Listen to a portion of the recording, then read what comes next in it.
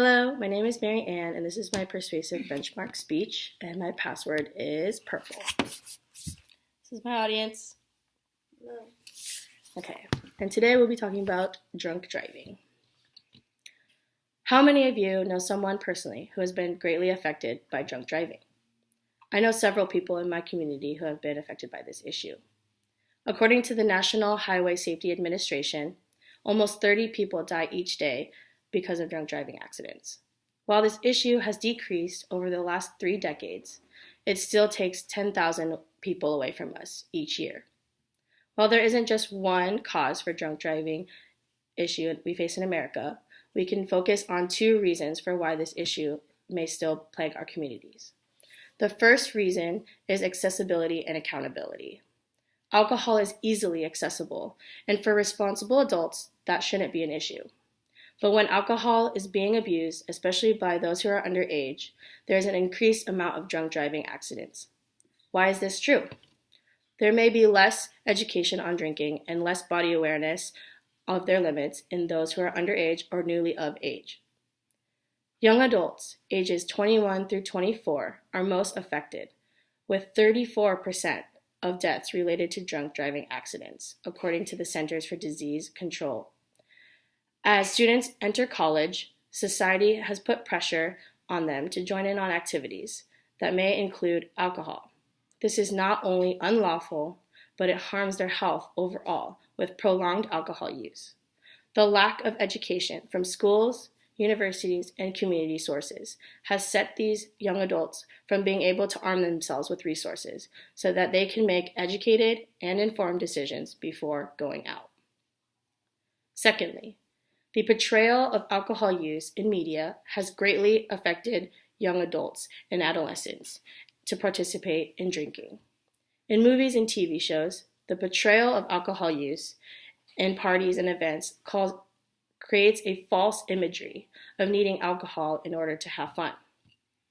On social media, comedic videos of people excessively drinking circulates and perpetuates the idea that binge drinking is necessary to have fun at certain events. This has caused an issue for those adolescents and young adults because it sets an example for them to look up to. The social media and stars that they keep up with may encourage for them to take part in drinking activities, even if they are not a part of the targeted audience. Consequently, this tells our nation's youth the wrong information and gives them the idea that binge drinking is okay. Because of these behaviors, this will result in higher rates of drunk driving accidents. According to the CDC, those between the ages of 16 and 20 are 17 times more likely to die in a crash when intoxicated than when compared to being sober. Well, what can we do to fix this issue? For adolescents and young adults in America, motor vehicle accidents are the number 1 cause of death, with drunk driving being the majority cause for accidents. Thus, increased education on alcohol use and enacting more policies regarding drunk driving must be enforced. To begin, pushing out public health campaigns about drunk driving to educate the public is key to reducing the drunk driving rates in America. With the target population of adolescents and young adults in mind, using these campaigns in school or on university campuses will have a greater reach for this population.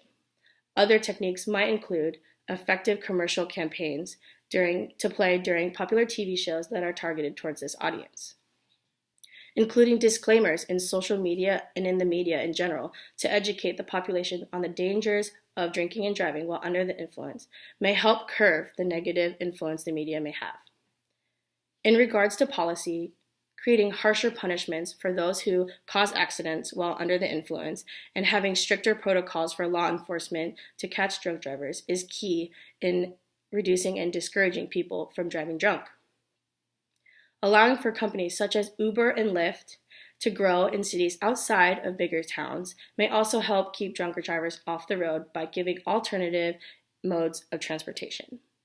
Allowing city transportation, such as the light rail or the bus lines, to run later and into the suburbs on weekend nights may also greatly reduce the rate of drunk driving accidents as well.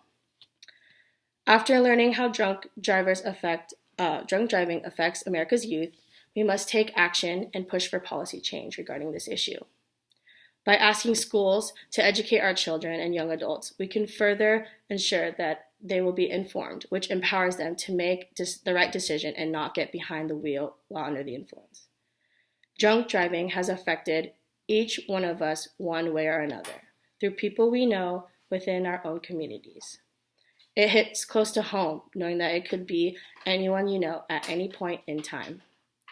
That's why we must work together and have our law enforcement officers and lawmakers prioritize this issue. We, the people, have the power to enact change, and we can do that by making noise and pointing to the causes that we find important. In this case, we are protecting our youth so that they may grow into adults and experience life to the fullest. As responsible members of society, I urge you to reach out and act when you see someone you know getting behind the wheel, regardless of how sober they think they might be or what they say they might be. We cannot be bystanders and complacent in allowing for something terrible to happen, especially when 100% of all of these accidents are preventable. So next time you go out and you have fun, please remember to be responsible for those actions, and please make sure that everyone that you know around you is safe. Maryann, I'm a college student, and I propose that by making sure that all of our friends are being responsible, we can be more proactive on this issue and help make sure that these accidents do not occur. Thank you.